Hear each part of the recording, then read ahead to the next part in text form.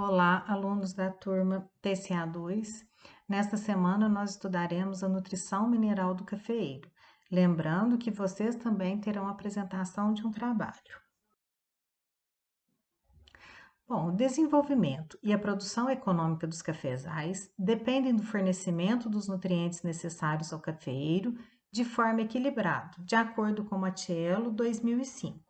Ou seja, tudo que nós falamos em nutrição mineral do cafeeiro, e assim como de qualquer outra cultura, nós precisamos pensar em equilíbrio, ou seja, todos os nutrientes são necessários para a planta. Então, cada um deles em sua quantidade em total equilíbrio para que a planta não tenha nem deficiência e nem excesso. Dentre as características de um cafeeiro sadio, nós podemos citar: apresentar as folhas grandes, verdes e brilhantes durante todo o ano, mesmo na época de enchimento dos grãos cerejas. Então, muitas vezes nós somos questionados da perda de folha no cafeeiro no período seco do ano, onde coincide com a maturação e geralmente está ligado à deficiência nutricional. Demonstrar os galhos com os internódios longos e com as pontas vivas. Não murchar demasiadamente na estação seca ou durante o veranico, sinal de que as raízes estão ativas e profundas. Quanto maior profundidade do sistema radicular, maior absorção de água em profundidade. Florescer abundantemente e segurar a sua florada, ligada principalmente a cálcio e boro, responsáveis pela maturação do tubo polínico. Produzir café de boa qualidade e dar lucro a quem cuida dele. Dentre os componentes do cafeeiro, nós podemos citar como matéria seca o carbono, o hidrogênio e o oxigênio, representando de 90 a 95% do total da matéria seca, onde os minerais são responsáveis de 5 a 10% do total dessa matéria seca. Dentre os elementos essenciais, compõem os compostos orgânicos, que participam de reações e, na ausência dele, a planta não vive. Ou, se ela viver, ela vai ter um sério problema de baixa produtividade, baixo desenvolvimento. Dentre os macronutrientes, eles são retirados em quilos por hectare. E tanto os macro quanto os micronutrientes, a diferença deles é simplesmente a quantidade que a planta vai absorver. Os macronutrientes em maiores quantidades e os micronutrientes em menores quantidades. Dentre os macronutrientes, nós vamos ter nitrogênio, fósforo, potássio, cálcio, magnésio e enxofre. Dentre os micronutrientes, que são aqueles absorvidos pela planta em menor quantidade, tanto é que nós trabalhamos com ele em gramas por hectare, nós vamos ter boro, cloro, cobre, ferro, manganês, molibdênio e zinco, cobalto e níquel. Bom, quando nós falamos então em transporte e redistribuição, o transporte deles é radial, ou seja, absorvido via sistema radicular e levado a longas distâncias, como é distribuído via xilema. E a redistribuição dele, é claro, através dos compostos orgânicos que são formados pela planta. Então, os nutrientes, eles são eles: o nitrogênio, o fósforo, o potássio e o magnésio, eles têm uma redistribuição, ou seja, eles são móveis na planta. Os sintomas visuais deles geralmente ocorrem em folhas mais velhas. O que significa isso? Um exemplo aqui do nitrogênio. A planta está com deficiência em nitrogênio. Ela retira o nitrogênio das folhas mais velhas e leva para as folhas mais novas. Isso é a redistribuição do nutriente na planta. Tanto é que os sintomas de deficiência ocorrem nas folhas velhas. A mesma coisa acontece com o fósforo, com o potássio e com o magnésio.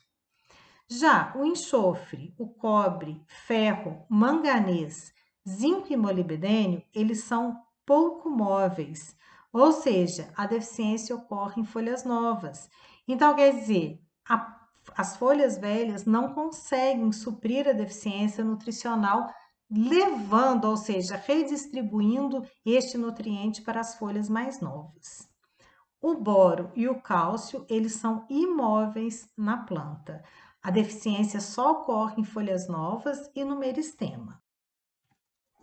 Dentre as funções do nutriente, nós temos funções estrutural, como componente de compostos, como nitrogênio formador de aminoácidos, os aminoácidos das proteínas, né?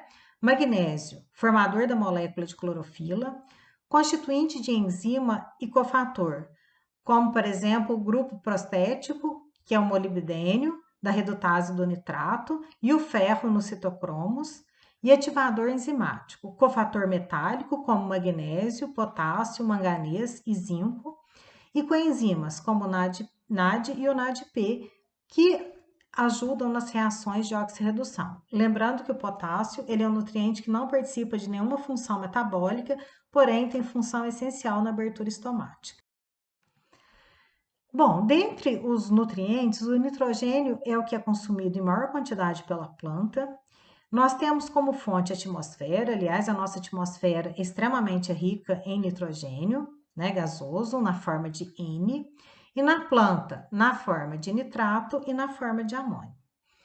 Dentre os processos, ele ocorre a fixação biológica, a fixação industrial, que é a química, a fixação física e a matéria orgânica. Bom, aqui na fixação física, ela na agricultura nós não levamos em consideração, mas toda vez que ocorre uma descarga elétrica, parte do nitrogênio atmosférico é fixado no solo.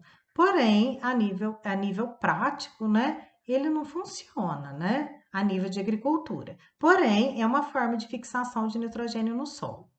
Nós temos aqui a matéria orgânica, o nitrogênio orgânico, ele se fixa no solo e ele permanece no solo por mais tempo. Hoje, em manejo de solo, é impossível nós trabalharmos com a ausência do nitrogênio orgânico, principalmente no manejo de plantas daninhas e reaproveitação dos resíduos da agroindústria do café.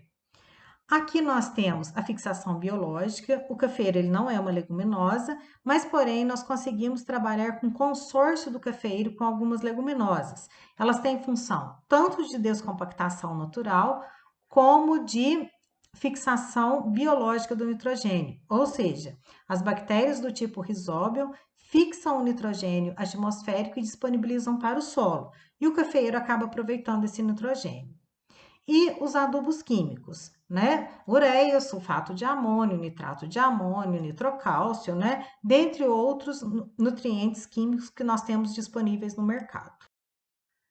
Dentre a absorção se dá pelo NO3, pelo NH4, ureia e o nitrogênio atmosférico. Dentre a fixação do nitrogênio, nós temos 90% o nitrogênio orgânico, 80% das proteínas e 10% dos ácidos nucleicos. Função estrutural, formador de aminoácidos, proteínas, enzimas, coenzimas, clorofila, DNA e RNA, ATP, hormônios, entre outros. Os sintomas de deficiência de nitrogênio sempre ocorrem nas folhas velhas, onde ocorre uma clorose generalizada no líquido foliar. Ou seja, como podemos observar aqui na figura, a clorose ocorre tanto entre as nervuras como nas nervuras, sempre de folhas mais velhas. Por que mesmo? Porque ele é um nutriente móvel na planta. Aqui nós podemos observar um ramo em estado nutricional perfeito e 2 ramos aqui com deficiência de nitrogênio. Parte dos ramos já perderam suas folhas e o restante estão com as folhas com clorose generalizada. Aqui uma planta com clorose generalizada, né, deficiência de nitrogênio, e aqui uma perda já, tanto em produção quanto em folhas, devido à deficiência nutricional. O fósforo, ele é um nutriente extremamente importante para a planta, principalmente quando nós trabalhamos com produção de mudas em plantio. Ele é o principal fonte de reserva e energética da planta. E o fósforo no solo, ele é mais limitante e é mais aplicado nas adubações.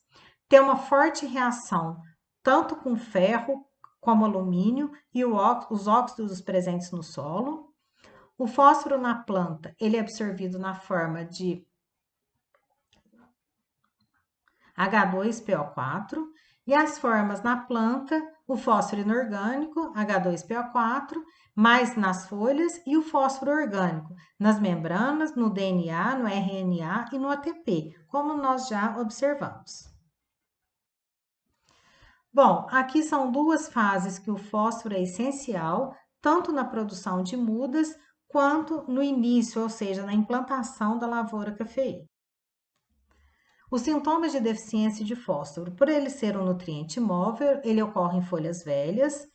O sintoma de deficiência é arroxeamento das folhas num tom um verde avermelhado, né? Pode promover um amarelecimento ou um tom de verde bem escuro. E geralmente as plantas são pequenas devido ao baixo desenvolvimento do sistema radicular. Aqui nós podemos observar uma característica bem típica de deficiência de fósforo, né? Esse avermelhamento aqui nas folhas, né?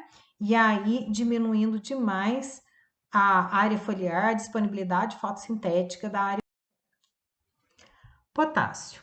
Absorção do potássio. Potássio K+, né? As funções do potássio. Ele não compõe nem um componente, como nós já estudamos, né? Ele 80% é absorvido sob a forma solúvel. Ele ativa mais de 50 enzimas, regulação osmótica da planta, uso da água, maior tolerância à seca e geada, abertura e fechamento estomático, pela teoria do potássio, né, como nós já estudamos em relações hídricas, transporte de carboidratos, qualidade de produtos como cor, sabor, teor de proteínas e açúcar, um nutriente extremamente ligado à qualidade do produto final do café.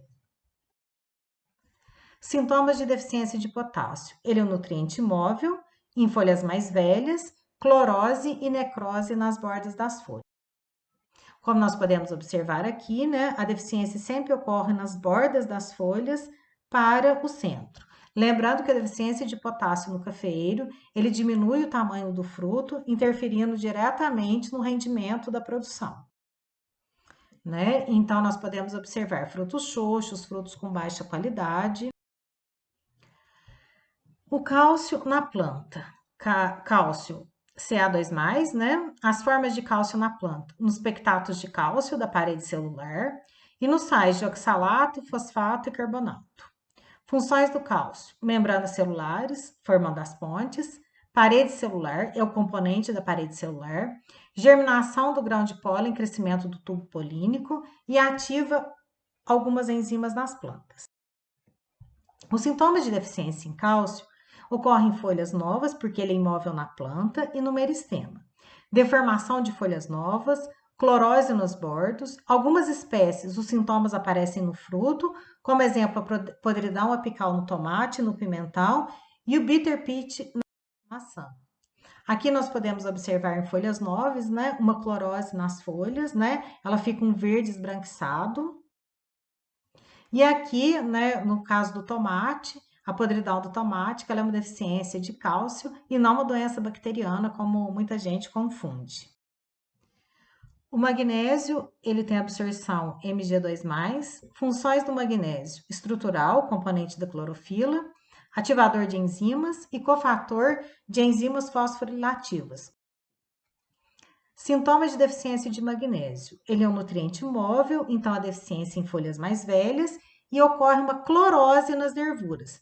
Entre as nervuras, porém, a nervura se mantém verde. É o que nós podemos diferenciar a deficiência de magnésio com a deficiência de nitrogênio. O enxofre, ele é estrutural, componente de aminoácidos, proteínas e enzimas. Sintomas de deficiência de enxofre. Ele é pouco móvel, clorose geral nas folhas, como nós podemos observar aqui. Uma clorose, ela fica bem amarelada mesmo.